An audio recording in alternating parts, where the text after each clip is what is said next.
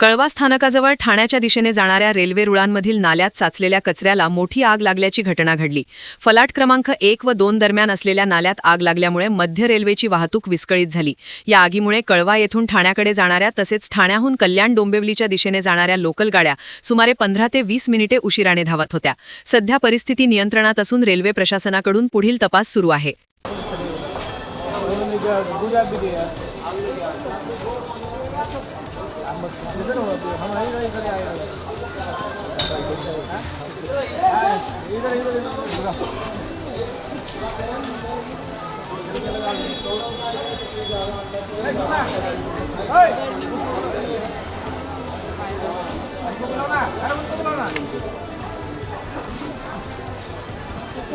बघा